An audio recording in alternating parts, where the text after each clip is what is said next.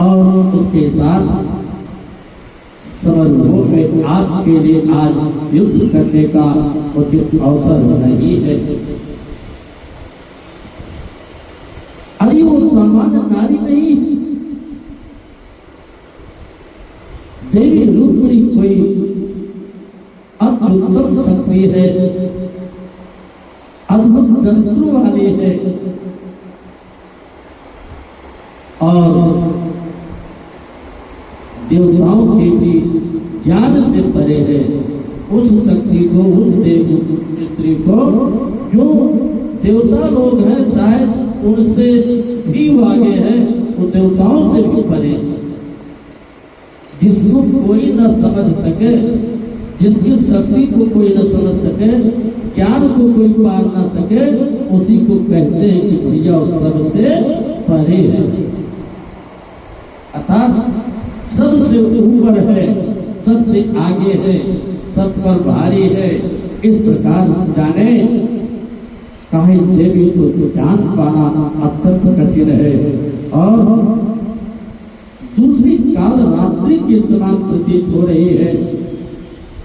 यदि आप शरीर की रक्षा करना चाहते हैं तो इस समय पलायन ही परम धर्म है, रण छोड़ करके भाग जाना ही बुद्धिमत्ता है।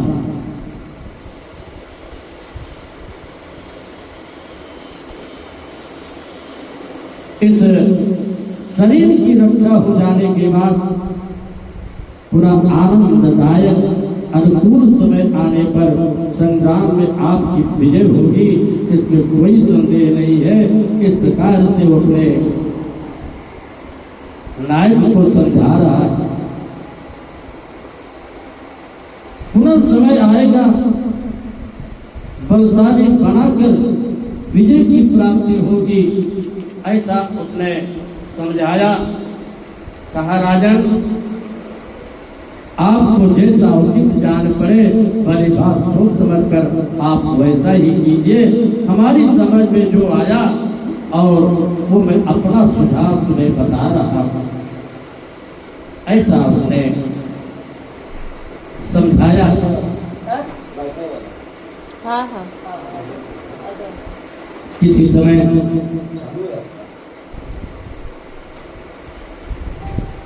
ऐसे वाईफाई नहीं कनेक्ट हो रहा था, उधर चालू ही था। यम आदि देवता भी आपके समझ नहीं पाए थे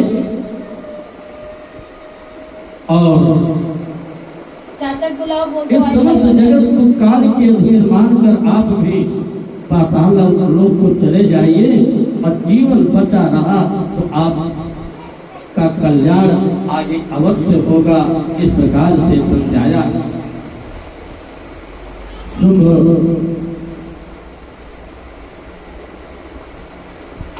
रणभूमि में आता है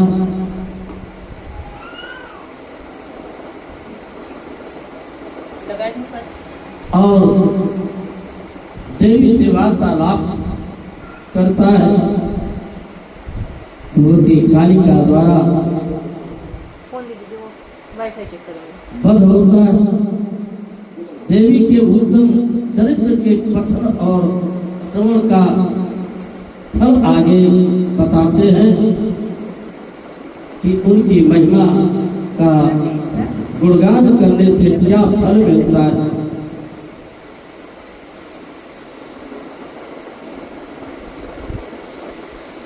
गांधी महाराज कहते हैं कि सैनिकों का ये वचन सुनकर क्रोध से कपड़ा लेता पूजा अतुलित जाओ दिखा लो। नेत्रों वाले दानव राष्ट्र बने, उनसे तुरंत कहा कि तुम सब खोटी बात क्यों बोल रहे हो। तुम्हारे वचनों को मानकर मैं भला अपने जीवन की रक्षा क्यों करूं। सचिव तथा भाई बंधुओं का वध कराकर मैं निर्लज्ज बनकर विचरण कर रहा हूं और रण छोड़ करके मैं भाग जाऊं। क्यों इस तरह की बातें बोल रहे हो।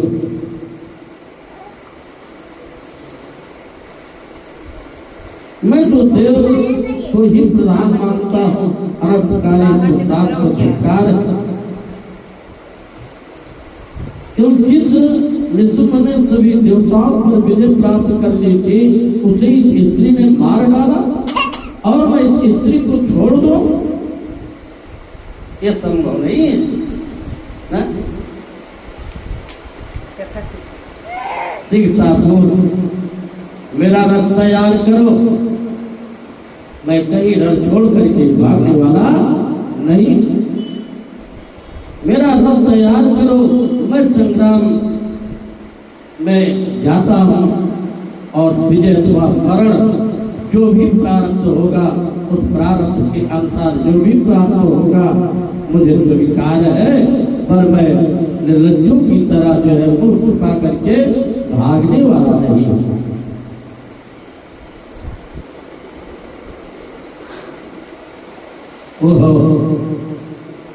सैनिकों से ऐसा कहकर शुभ तुरंत अपने रथ को तैयार करता है और तैयार करने के बाद हिमालय की ओर चल देता है। जहाँ माँ भगवती विराजमान थी, वहाँ शुभ जो है वो तैयार होकर के अपने रथ पर सवार होकर के हिमालय की ओर चल दिया। इधर सभी शुभ लक्षणों से संपन्न देवता, यज्ञ, किन्नर सभी के सभी आकाश में स्थित होकर स्तुति कर रहे थे। और क्या स्तुति किया कि पुष्पैत पूज्य माणाच मंदार पादपोषणी कुर्बाणां संकलितं घंटानादं मनोहरं दृष्ट्वा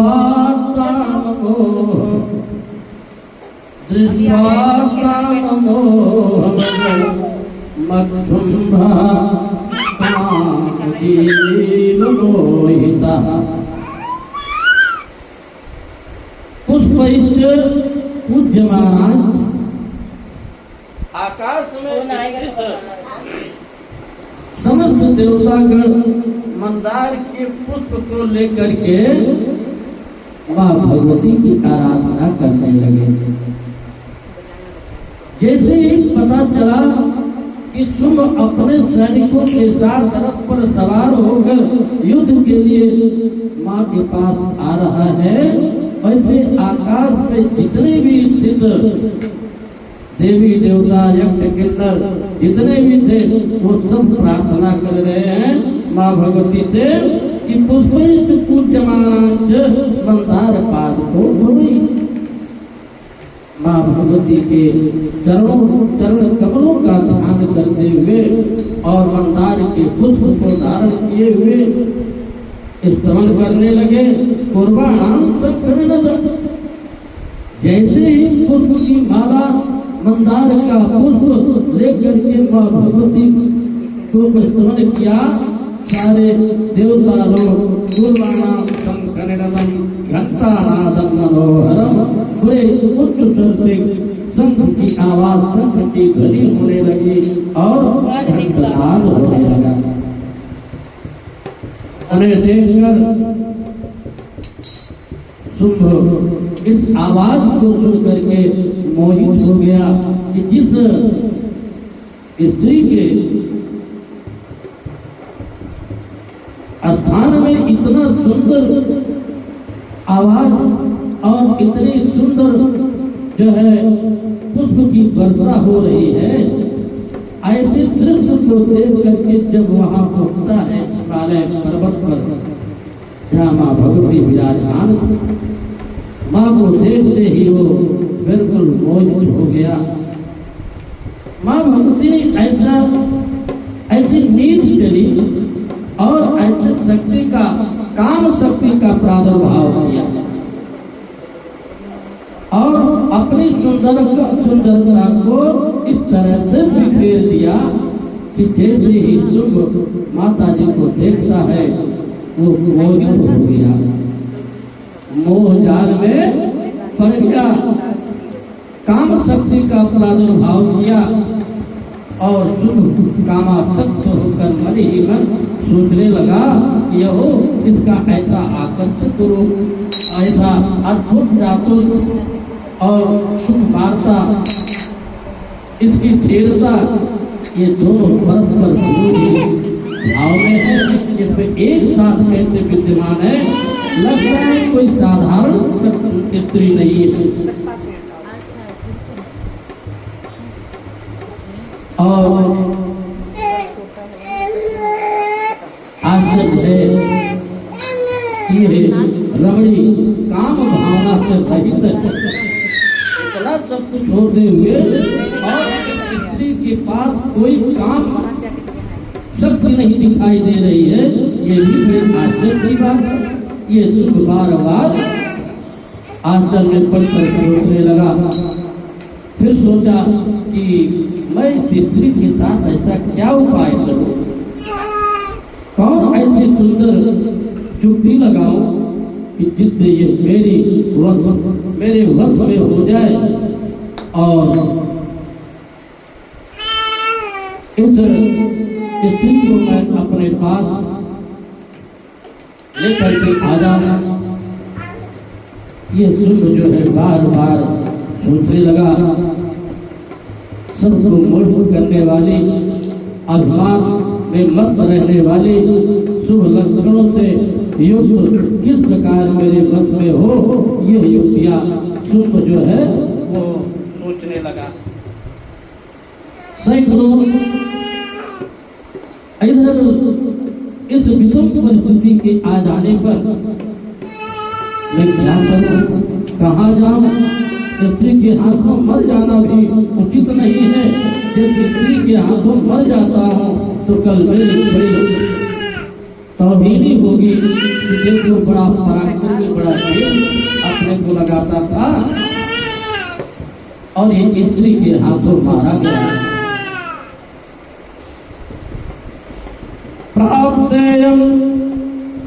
प्राप्तेयं दैवरचिता नारी नरतोत्तमा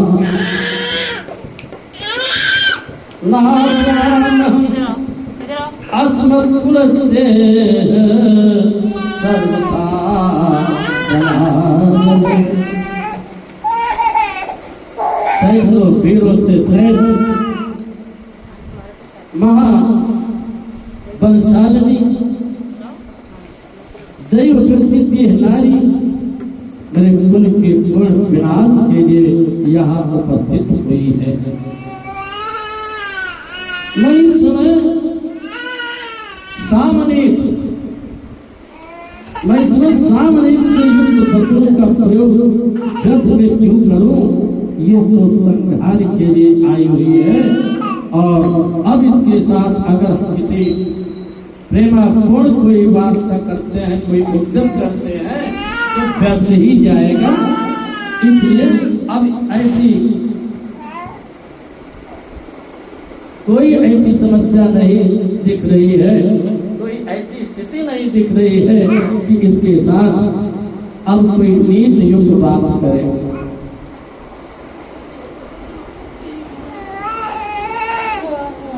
युद्ध करते हुए उत्तर नारी भी कर्कशा के समान दिखाई देती है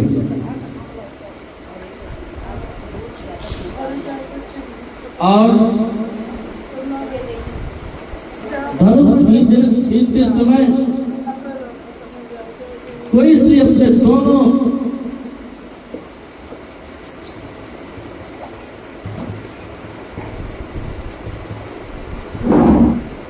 बताया कि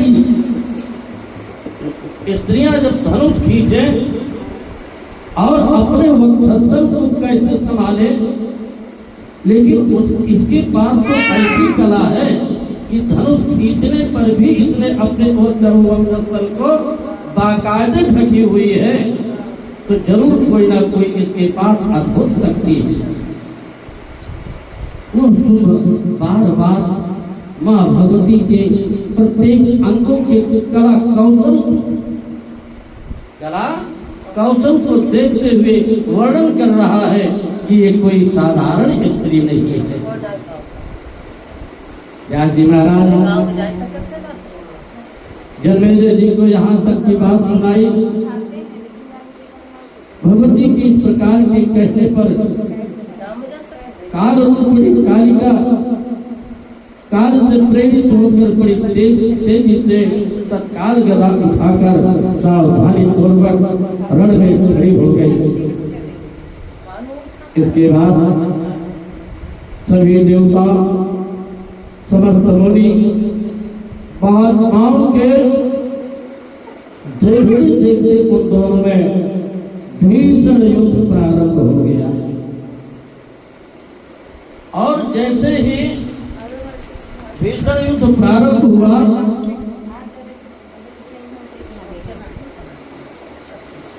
क्रोध में भरे हुए शुंभ ने अपने विशाल गदा लेकर अट्टहास करते हुए पैदल ही पहुंचकर कालिका की दोनों भुजाओं के मध्य भाग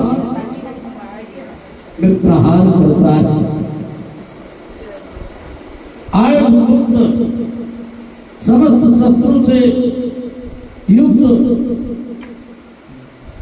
बाएं हाथ को काट दिया और कट जाने के बाद रक्त विहीन होने के बावजूद भी रक्त से लथपथ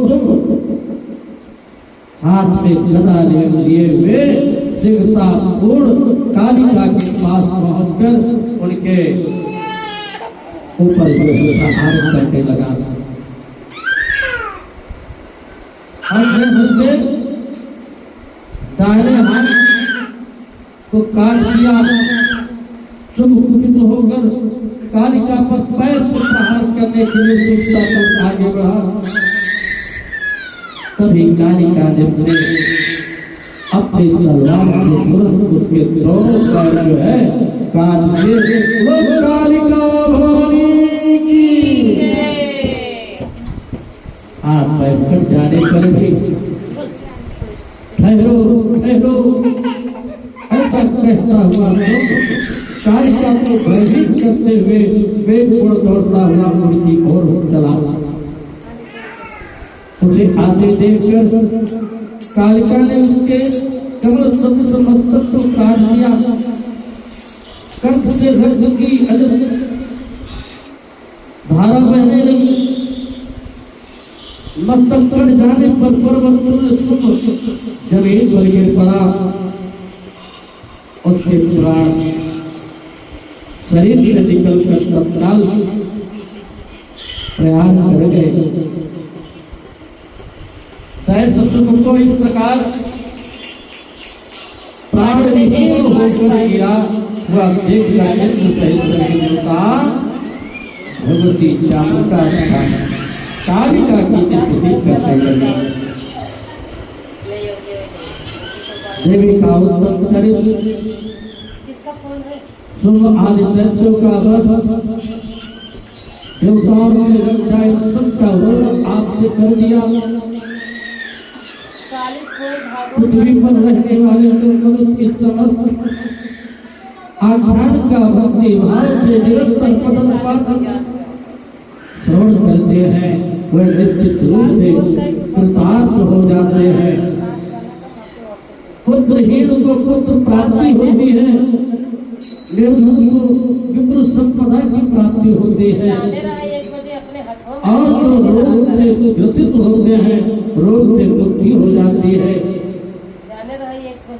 वांछित फल प्राप्त कर लेता है और उसे शत्रुओं से किसी प्रकार का भय नहीं रह जाता। माँ भगवती के पूजन से अर्चन से उनकी गाथा का व्याख्यान करने से पृथ्वी पर मानव निरोधय हो जाता है। किसी भी तरह से उसे भय नहीं प्राप्त होता। यहाँ तक की कथा राजा व्यास जी महाराज राजा जन्मेजय को सुना ले गए। आइए भगवान का थोड़ा भजन करते हैं, इसके बाद फिर आगे कथा के क्रम में बढ़ा जाएगा। श्री राम जय राम।